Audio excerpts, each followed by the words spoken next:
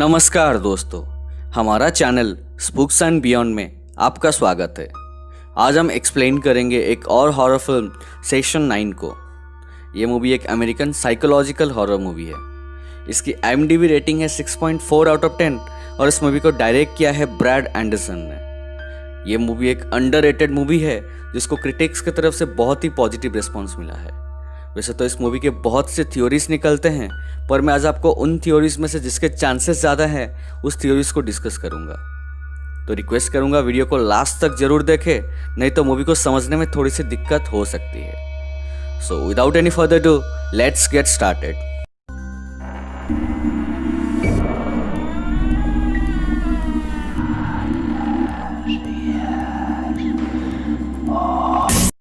यह movie completely based है एक अबंडेंट मेंटल हॉस्पिटल के ऊपर जिसका नाम होता है कर्कब्राइड मेंटल हॉस्पिटल, जो कि सन 1871 में बनाया गया था। अब गवर्नमेंट इस हॉस्पिटल को तोड़कर एक टाउन हॉल बना रहे थे। इस काम का कॉन्ट्रैक्ट मैसाचुसेट्स को कंपनी को मिलता है जिसका ओनर का नाम होता है गॉर्डन फ्लेमिंग। पैसों की जल्दी के कारण वो इस बिल्डिंग को एक हफ्ते में ही ठीक करने का वादा करता है। गॉर्डन के टोटल 4 क्रू मेंबर्स थे जिनका नाम होता है Phil, Mike, Hank and Jeff. Phil जिसका अपने गर्लफ्रेंड के साथ ब्रेकअप हो चुका है और वो बहुत डिप्रेस्ड रहता है और वो एक चेन स्मोकर भी है। माइक जो एक लॉ स्कूल ड्रॉप आउट है और मेंटल हॉस्पिटल से जुड़े चीज़ों के बारे में बहुत कुछ जानता है। हैंक जो एक बहुत लालची इंसान है और जिसे जुए खेलने की लत है। और आखिरी बंदा है गॉर्डन का भतीजा जेफ, जिसको निक्टोफोबिया थी, मतलब वो अंधेरे से बहुत डरता था। ये तो थे कहानी के मुख्य किरदार। अब बढ़ते हैं कहानी की तरफ। तो स्टोरी स्टार्ट होती है गॉर्डन और फिल को दिखाते हुए, जो कि वो मेंटल हॉस्पिटल के बाहर अपने गाड़ी में बैठे हुए थे। तब उन्हें एक आदमी मिलता है। वो उनको जानकारी देता है कि ये मेंटल हॉस्पिटल 1980s में अचानक बंद हो गया था। तब बहुत ही पेशेंट्स हॉस्पिटल में ही वापस आ गए थे और कुछ तो रोड पे ही मर गए थे। अगले सीन में एक बंदा उन दोनों को हॉस्पिटल के सारे सेक्शंस के टूर कराते दिखता है। वो ये भी बताता है कि बिल्डिंग के बेसमेंट में उस समय मुर्दाघर हुआ करता था। अब आता है मूवी के सबसे क्रीपी सीन्स में से एक। वो बंदा उनको सारे सेक्शंस दिखाते दिखाते एक विंग में ले जाता है जहाँ पे पहले फीमेल पेशेंट्स रहा करते थे। वहाँ पे गॉर्डन का नज़र एक हॉलवे में रखा हुआ एक खाली कुर्सी के ऊपर पड़ता है। गॉर्डन उस कुर्सी को बहुत ध्यान से देखता है। तब उसे एक आदमी का आवाज़ सुनाई देता है जो उसे गॉर्डन बोल के पुकारता है।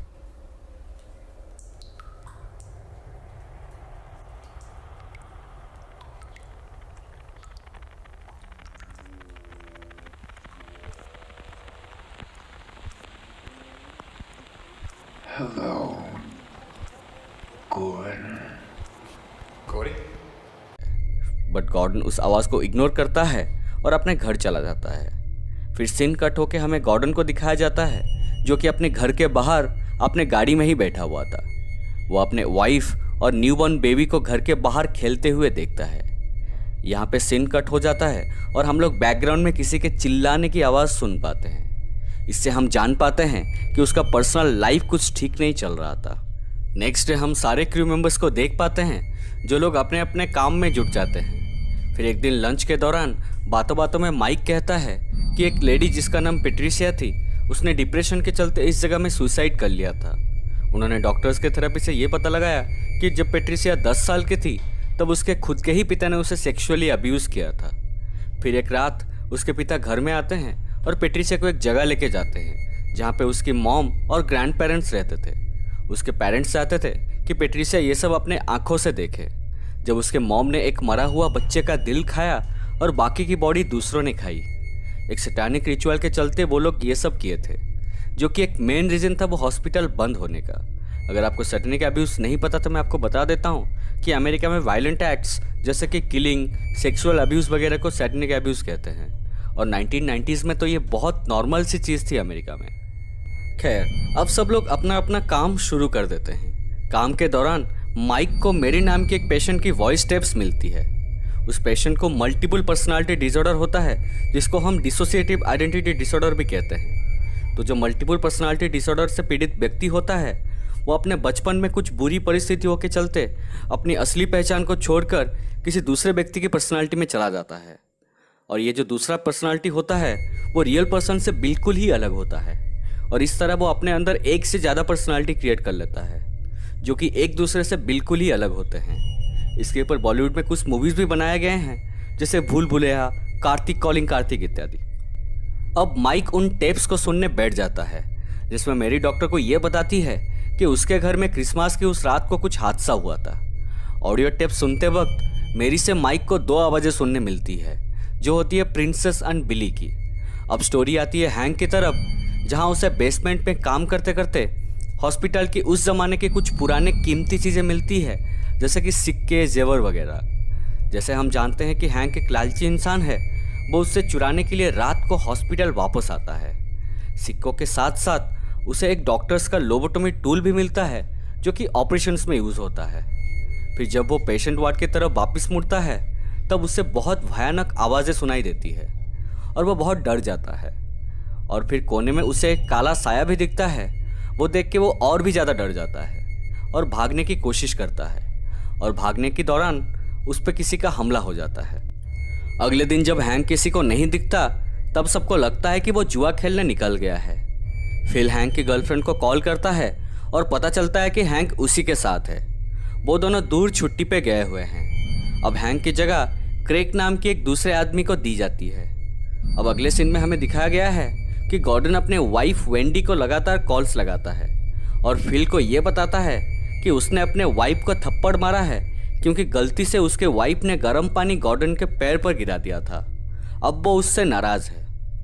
अगले सीन में ब्रेकर बॉक्स में कुछ गड़बड़ी हो जाती है जिसको चेक करने जेफ वहाँ जाता है। तब सीढ़ियों पर जेफ को कोई खड़ा हुआ दिखता है। ठीक से देखने पर पता चलता है कि वो और कोई नहीं बल्कि हैंक है, जो कि जेफ से ये पूछता है कि तुम यहाँ क्यों आए हो, और खिड़की पे उंगली रख के खरोचने लगता है और खिड़की पे खून लग जाता है। जेफ ये देख के जोर से भागता है और सबको बुलाता है। सब लोग हैंक को देखने वहाँ जाते हैं पर वहाँ कोई होता ही नहीं है। हैंक को ढूंढने के लिए वो सब अलग अलग हो जाते हैं। माइक जल्दी से जाके उन टेप्स को फिर से सुनने लगता है। जेफ अलग जगह जाता है और फिल एक अलग सुरंग में जाता है। उस सुरंग में फिल को हैंक मिलता है जो कि काला चश्मा पहने बिना कपड़ों के बैठा हुआ था। फिर अचानक जेफ जिस सुरंग में होता है वहाँ का जनरेटर बंद पड़ जाता है जिससे अंधेरा हो जाता है। क्योंकि जेफ को निक्टोफोबिया थी, वो डर के जोर से भागता है और लाइट्स तेजी से एक एक करके बंद होते जाते हैं और जेफ वहीं पे फंस जाता है। Wake up, Simon.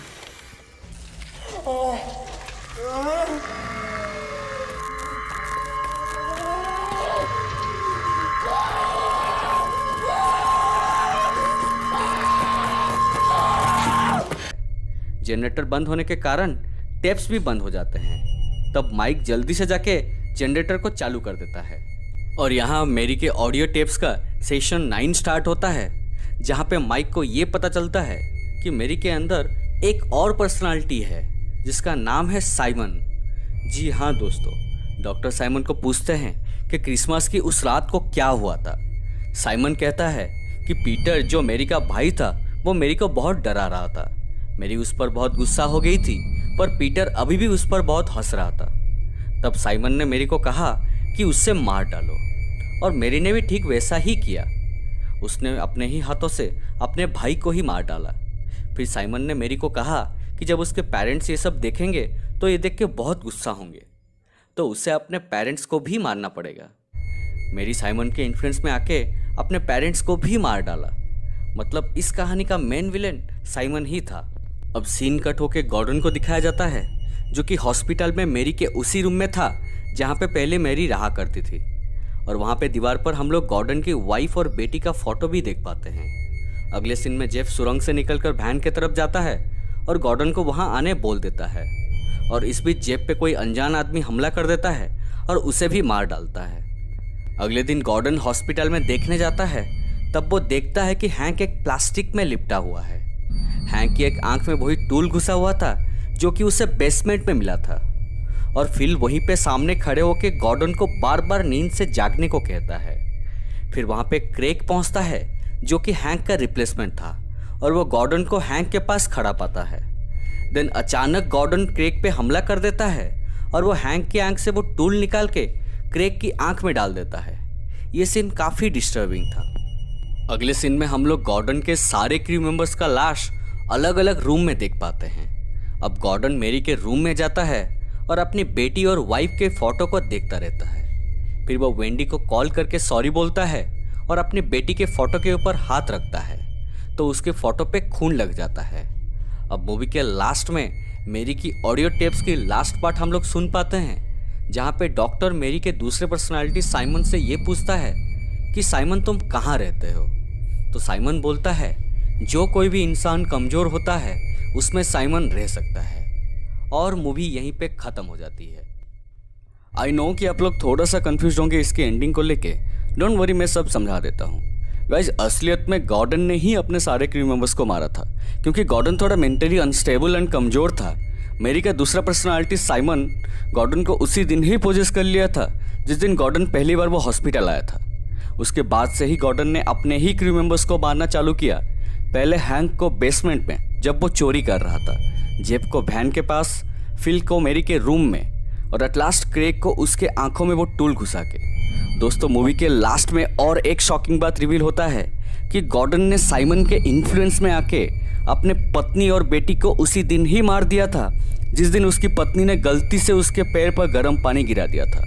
एग्जैक्टली वैसे ही जैसे मेरी ने अपने सारे फैमिली मेम्बर्स को मारा था। तो ये सारा किया कराया साइमन का ही था। इसकी और एक थ्योरी ये है कि किसी टाइम में गॉर्डन भी इसी मेंटल असाइलम का एक पेशेंट रहा होगा। हम लोग मूवी में भी देख पाते हैं कि गॉर्डन इतना बड़ा हॉस्पिटल का सारा कोना कोना ठीक से जानता था, तब उसने मेरी या साइमन से इंटरैक्ट किया होगा। इसीलिए मूवी के पहले सीन में जब वो खाली कुर्सी को देखा तब उसका सारा पास्ट मेमोरीज वापस आ गया होगा।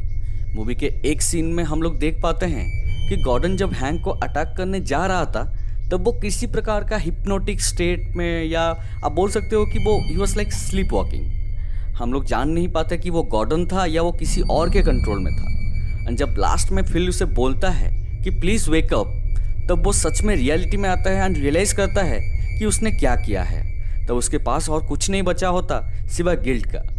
इसकी और एक एक्सप्लेनेशन ये है कि गॉर्डन भी उन पेशेंट्स में से एक था जिनको हॉस्पिटल बंद होने के बाद बाहर छोड़ दिया गया था।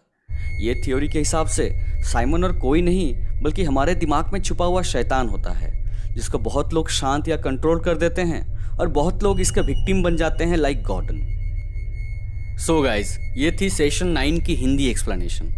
ये मूवी भी एक ओपन एंडेड मूवी है, तो आप लोग भी इसकी एंडिंग को लेके अपना अपना थ्योरीज बना सकते हैं। होप आपको एक्सप्लेनेशन अच्छी लगी हो।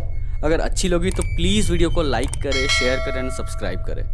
अगर आपको कुछ फीडबैक्स देना हो तो कमेंट सेक्शन में बिल्कुल दे सकते हैं। मिलते हैं नेक्स्ट वीडियो में। Stay home and take care.